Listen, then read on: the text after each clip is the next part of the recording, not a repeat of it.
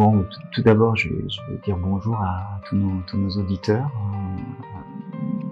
pour déjà les saluer de m'avoir accepté ici en Arménie depuis 5 ans pour essayer de conduire l'évolution de cette université. Mais avant de répondre à votre question, je veux déjà rappeler que la gestion d'une université, c'est pas que l'affaire d'un recteur, c'est surtout l'affaire de toute une équipe autour du recteur, mais aussi l'intervention des étudiants, l'intervention des supports que nous avons un peu partout et qui font que cette université tout de suite s'inscrit dans une trajectoire qui est la sienne. Alors depuis 5 ans, ce qui retient mon attention par rapport au travail que nous avons effectué, c'est peut-être dans un premier temps le travail sur la consolidation financière. Il n'y a pas d'université sans une consolidation financière de cet établissement et on en mesure tout à fait l'impact aujourd'hui en zone Covid. On sait très bien que beaucoup d'établissements d'enseignement supérieur, dont la plupart des recettes viennent des droits de scolarité, se trouvent en difficulté et s'il n'y a pas une structure financière solide, ce à quoi nous avons travaillé, les établissements se trouvent en difficulté. Donc la première chose, c'est la structuration financière, c'est celle qui permet aussi demain de porter des projets. Mais quand on regarde une université, ce qui me semble extrêmement important, c'est toujours de se poser la question, au-delà du diplôme, de l'insertion de nos populations. Et donc, la vraie question, c'est est-ce que nos formations sont suffisamment professionnalisantes pour qu'elles trouvent un écho positif, que les étudiants se retrouvent dans une situation favorable pour aller sur le marché de l'emploi. Donc ça, c'est une deuxième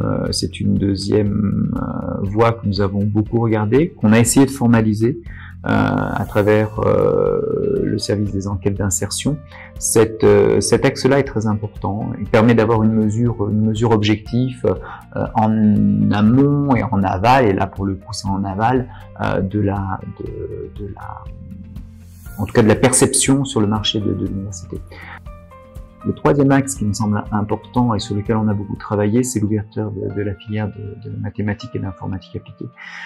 Pour moi, il était indispensable que l'université soit présente sur cet axe-là, qui est un des axes importants du développement de l'Arménie, qui emploie beaucoup de jeunes, même sortant de l'université. Et compte tenu des compétences en France, à la fois dans le secteur industriel et dans le secteur de recherche, se positionner sur ce secteur-là était important. Bien entendu, de façon corollaire à cette chose-là, le dossier que nous mettons en place avec Toumo sur le Convergence Center est aussi quelque chose de fondamental pour moi. C'est une véritable façon d'innover dans l'enseignement supérieur avec notre partenaire de manière à proposer très rapidement à tous les étudiants d'être complètement en phase avec la notion du projet, l'esprit du projet, et de rentrer très rapidement dans une efficience au niveau des entreprises qui travaillent dans le secteur des IT. Le dernier point, qui est aussi un corollaire à l'insertion, mais qui est la capacité d'attirer en amont les étudiants à l'université, c'est pour moi l'axe de la communication. Parce que c'est à travers l'axe de la communication que l'université déjà explique ce qu'elle fait, explique ce qu'elle est, et année après année rentre dans la sphère des familles comme étant une université d'excellence, et qui derrière se pose non pas la question de donner un diplôme, mais la question d'essayer de donner toutes les clés possibles aux étudiants pour arriver jusqu'à un emploi. Donc ça, c'est pour moi les 5 ou 6 axes les plus importants sur lesquels on a travaillé. Il y en a bien sûr d'autres. Et comme je le disais il y a quelques minutes, c'est pas l'action d'un homme, hein, c'est vraiment l'action de toute une équipe. On doit bien comprendre que le rôle du recteur dans tout ça, c'est simplement peut-être d'être le chef d'orchestre pour que les énergies arrivent toutes au bon endroit et au bon moment.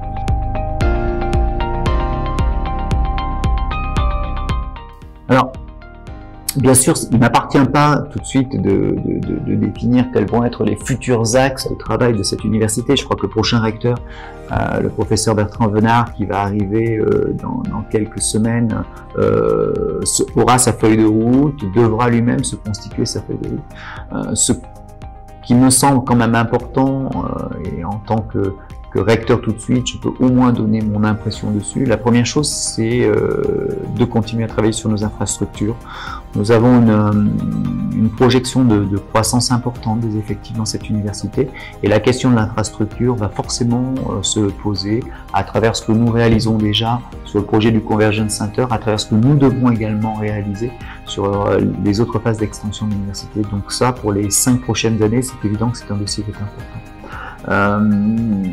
Au-delà de ce point technique, si je reprends un petit peu de hauteur, l'internationalisation de l'université est un axe sur lequel nous n'avons pas suffisamment travaillé. Nous ne faisons pas rentrer et nous ne sommes pas en capacité actuellement encore d'attirer suffisamment d'étudiants étrangers.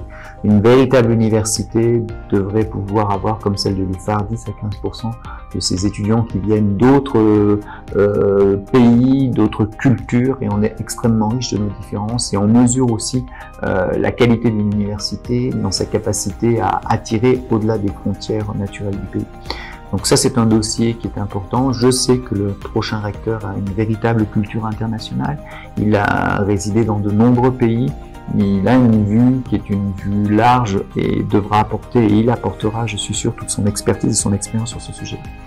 L'UFAR a toujours été très proche du monde économique. Elle a toujours été en liaison étroite avec les attentes à la fois du gouvernement, mais à la fois l'attente du marché. Je crois que c'est une caractéristique qu'il faut qu'on continue à travailler. Je suis de ceux qui pensent que les formations dans le tourisme doivent être regardées, mais je suis aussi de ceux qui pensent que nous devons aussi travailler sur des axes fondamentaux et théoriques en mathématiques. L'université en aura besoin, l'Arménie en aura besoin, des secteurs comme le IT, la banque, la gestion, le marketing ont besoin demain d'étudiants extrêmement bien formés dans le champ des mathématiques appliquées. Et ça, c'est un véritable challenge que nous devons prendre, travailler, convaincre les étudiants, parce que c'est pas aussi facile que ça, de se dire je suis une formation théorique en maths appliquée, parce qu'ils vont plutôt préférer l'informatique immédiatement, qui est capable de leur donner, même sans avoir terminé la licence, du travail. Or, il y a une vraie nécessité à rehausser le niveau. La France est un pays de mathématiques, l'Arménie est un pays de mathématiques. Valérie Pécresse, la présidente de la région Île-de-France, nous encourage à travailler sur cette voie, et je pense que c'est un des dossiers que le prochain recteur devra regarder avec attention. Pour le volet du tourisme, que j'ai mentionné aussi, qui était important, là également, le périmètre lyonnais est très marqué par cette chose-là. Le président du conseil Auvergne-Rhône-Alpes, le président Wauquiez, est aussi extrêmement intéressé par cette question-là. Les universités de Lyon également. Et là, je pense aussi que nous avons un axe de travail à faire sur cette chose-là. Le dernier point qui me semble aussi important et sur lequel je pense que nous avons des marges de progrès, c'est le réseau des alumni. Je l'ai dit, je le dis depuis de nombreuses années, maintenant depuis au moins 3 ou 4 ans, je pense que j'arrive pas encore à faire porter ma voix suffisamment sur cette question-là. Mais la force des étudiants de l'UFAR, la première force, c'est leur diplôme. La deuxième force des étudiants de l'UFAR sera leur réseau. Et actuellement, cette idée n'est pas encore suffisamment rentrée à l'intérieur des diplômés de l'université. Mais demain, ce qui fera la différence, c'est d'appartenir à ce réseau qui est un réseau d'excellence. Il faut continuer à travailler, il faut continuer à persuader les jeunes diplômés de passer de l'énergie dans les réseaux. Et comme dans tout dossier, avant de pouvoir récupérer quelque chose d'un dossier, il faut quand même y avoir mis de l'énergie. Donc je dirais que c'est 4 ou 5 points me semblent importants dans la vision de la stratégie d'établissement. Et je suis intimement convaincu que le prochain recteur, le professeur Venard, avec lequel j'ai déjà beaucoup discuté, a déjà un certain nombre d'idées, il a déjà une grande expérience, et il sera également, à mon avis, extrêmement pertinent pour lui de pousser ses idées dans le cadre des grandes lignes que nous avons mises en place.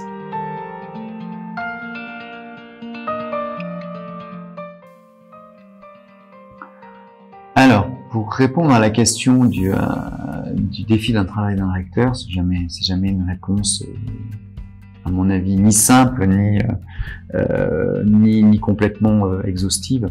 Je pense que la première chose qu'on doit faire, c'est de contextualiser son action.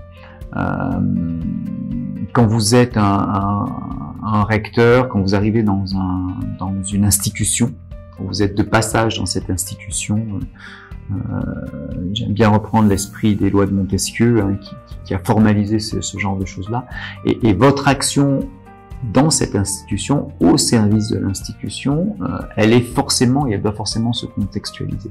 C'est-à-dire que vous ne pouvez pas prendre les mêmes décisions à un endroit pour le même problème que vous les prendriez dans une autre situation, parce que le contexte change. Donc je dirais la première des choses, le plus grand défi, c'est de comprendre le contexte, de vouloir analyser le contexte et d'essayer de peser ces décisions au regard de ce contexte. Il est évident que toutes les décisions que nous prenons sont une décision dans un espace de contraintes. Vous avez énormément de choses qui sont autour de vous et vous devez essayer de positionner votre réponse au regard de ce qui vous environne dans le contexte.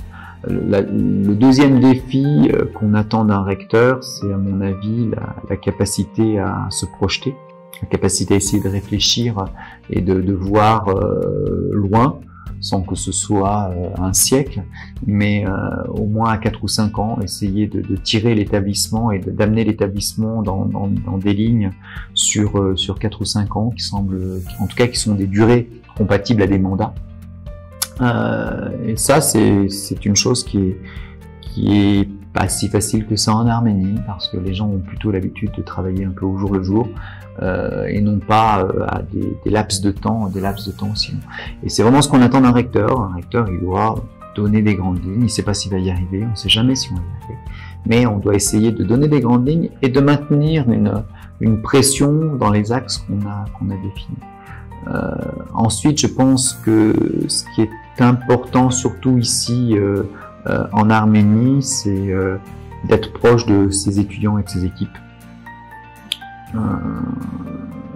Je crois que quand on veut arriver à amener tout un dispositif, il faut avoir une force de persuasion, et cette force de persuasion, elle est nécessaire vers les équipes administratives, vers les enseignants, mais aussi et surtout vers les étudiants. Vous devez avoir un message clair, vous devez avoir un message crédible, et si votre message est clair et crédible, globalement, l'ensemble de ces acteurs vous suit dans une direction qui est la direction que vous impulsez. Donc prendre le temps à la discussion est important. Je dirais aussi, mais ça c'est propre à toute fonction administrative, c'est de prendre une décision pour un collectif. Et votre mission, et ça doit bien être votre mission d'agir pour un collectif, c'est bien dans cet axe-là qu'il faut se placer, dans un axe qui dit que un recteur, il est là pour un temps déterminé, okay, que son action doit être faite au profit de l'établissement et de la structure qui l'emploie, et que au moment de son départ, il doit essayer d'avoir mis cette structure et ce collectif dans les meilleures conditions possibles pour que le suivant puisse, avec une série d'idées nouvelles, d'impulsions nouvelles, continuer à faire avancer cette structure. Le collectif me semble un élément important. Puis je pense aussi qu'il faut avoir aussi l'humilité de peut-être aussi comprendre que des fois on se trompe. Et si on se trompe, c'est aussi être capable de se remettre en question sur un certain nombre d'éléments. Tout recteur que nous sommes faillibles. Et c'est aussi pour ça que l'esprit du collectif, l'esprit de l'équipe, l'esprit de la direction, quand il est bien fait et bien partagé, évite de prendre des décisions qui ne seraient pas les bonnes décisions quand vous êtes suffisamment entouré autour de vous des conseils au moment où vous allez prendre votre décision. Et bien entendu, tout recteur doit prendre des décisions au moment quand on prend la décision, on n'est plus que tout seul à la prendre. Mais si on a bien travaillé en amont, la décision qu'on prend me semble être la bonne décision. Donc, prendre les bonnes, si on se trompe, admettre qu'on s'est trompé pour refaire des éléments de correction.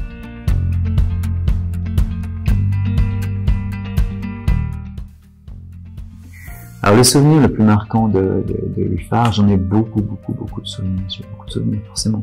J'ai toutes les commémorations qu'on fait au moment de la commémoration du génocide, toutes ces monter ensemble au monument du génocide avec les étudiants et les équipes derrière vous, sur des moments qui sont assez émotionnels. Mais le moment, je l'ai dit dans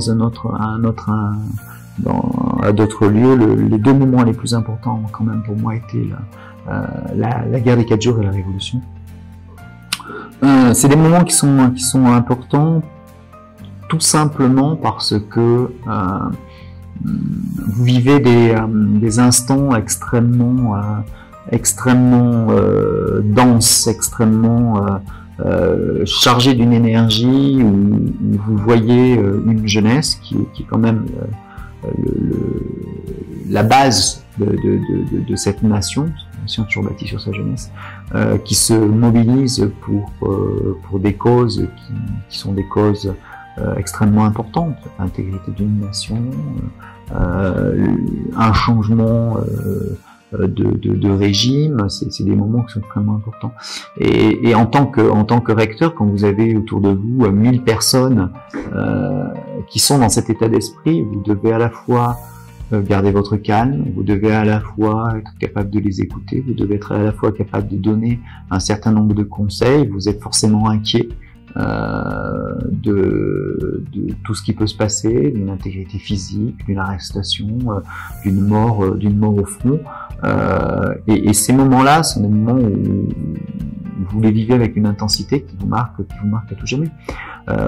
Au jour où nous parlons, aujourd'hui, le conflit sur nos frontières, vous voyez, je dis nos frontières, entre l'Arménie et l'Azerbaïdjan a repris de l'ampleur. Et pour moi, la pire des choses que je puisse lire, c'est le nombre de personnes qui décèdent, ou d'un côté ou de l'autre, parce que ce sont des jeunes, ça pourrait être des étudiants de cette université. Et ça vous marque toujours cet élément constitutif d'un pays comme l'Arménie, qui depuis maintenant de nombreuses années doit vivre avec cette pression qui est tout le temps sur ses épaules. Et en tant que recteur, c'est un élément qui est important. L'élément aussi que je garderai de cette université, c'est l'attachement des étudiants à leur recteur. Alors je sais pas si j'y suis pour quelque chose, mais chaque fois que je traverse les rues d'Erevan, il n'y a pas une fois où je traverse les rues d'Erevan où il y a une personne qui vient me voir en me disant qu'il est soit étudiant, soit ancien étudiant de cette université. Et cette reconnaissance des étudiants, c'est pour moi un symbole fort, parce que c'est pas la reconnaissance du recteur. Je ne la prends pas pour la reconnaissance du recteur, je la reprends pour la reconnaissance de l'institution. Et je trouve que les étudiants qui sont fiers d'être sortis de cette institution est pour moi la plus belle récompense qu'on puisse me faire sur l'action que nous conduisons ici depuis 5 ans.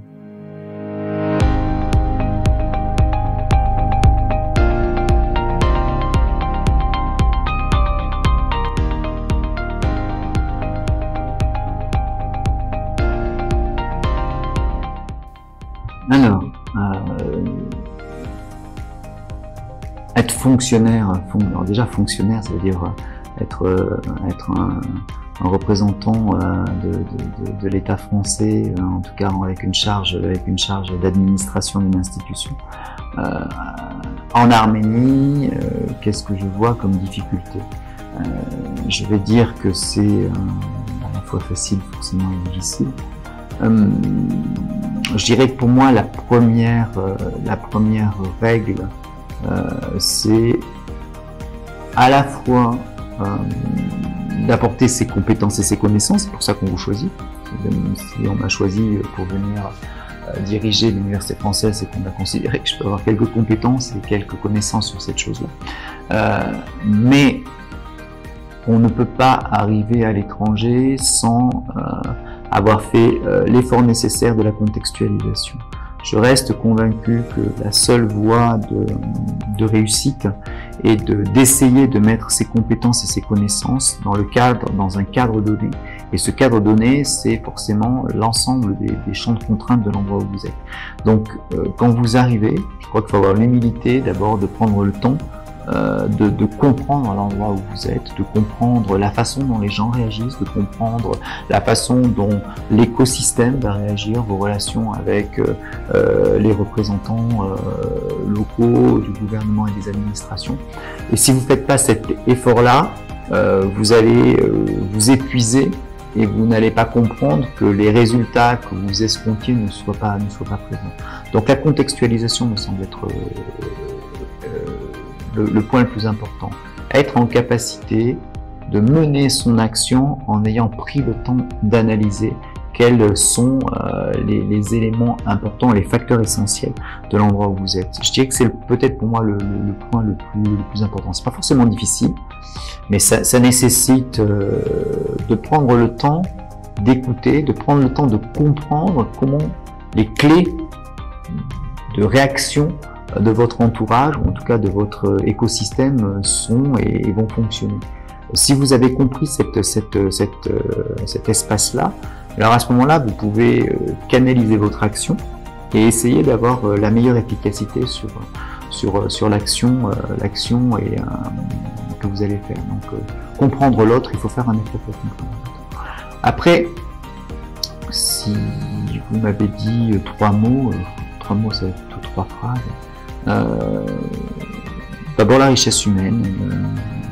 Je tombe dans un pays où la francophilie est extrêmement importante.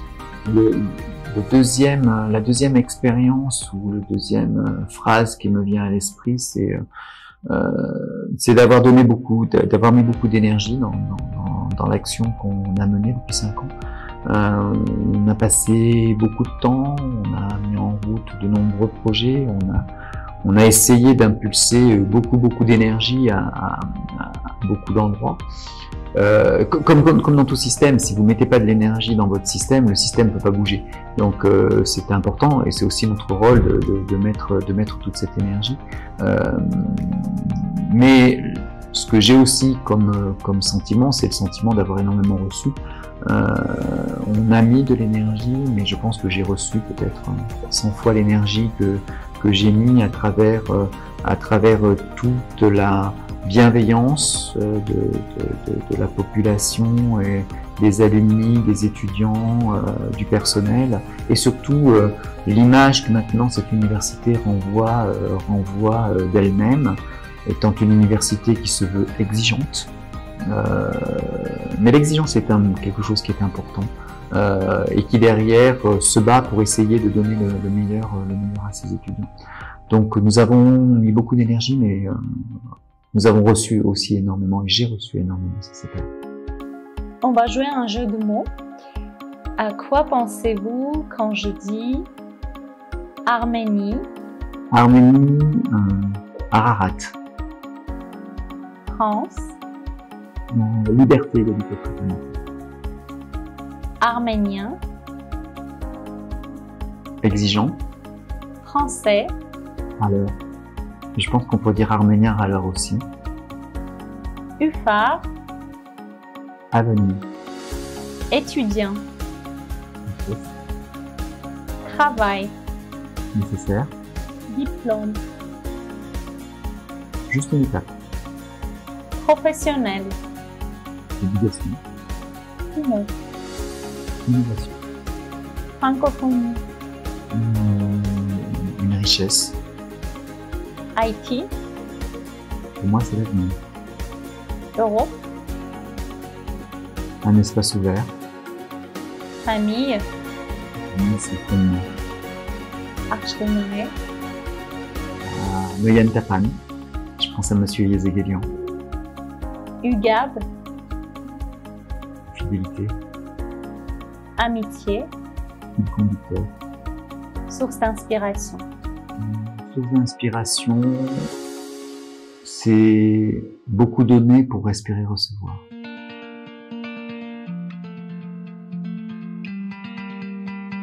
Sireli Barikamina. Ufare der Yerkar Chanapatunian Snelu. Amosvatsem formank Nimetz Ev Arust Gerki. Arachin Erchanek Tertum. Duk Boloret. Usanorner.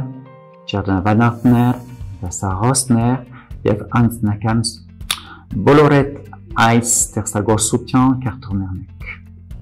Yerbek chenanjek, yerek panchkot ufari, Jev nknerzer endep. Bon, pour conclure ce petite interview, je voulais préciser que l'UFAR dispose de l'ADN des établissements qui doivent rayonner bien au-delà des frontières de l'Arménie. Et je suis convaincu que d'ici quelques années, cet établissement aura une véritable posture internationale, et c'est ce que je lui souhaite. Je dirais que dans tout établissement, tous les recteurs ne sont que de passage, et c'est très bien ainsi parce que, revisitant l'esprit des lois de Montesquieu, les mandats sont nécessaires à la respiration des institutions. À chaque nouveau recteur, vous apportez une nouvelle bouffée d'oxygène, et cette bouffée d'oxygène va permettre à l'établissement, à ses équipes, de progresser et de progresser et de progresser encore.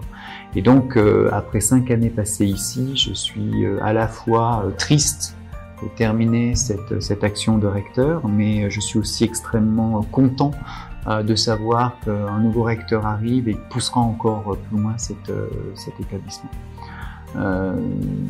Pour terminer, je voudrais peut-être juste reprendre une citation de l'écrivain franco-suisse Blaise Cendrasse, qui dit quand tu aimes, il faut partir. Et donc je vous souhaite à toutes et tous un avenir prospère. Vive l'Arménie, vive la France, mais surtout vive l'UFAR.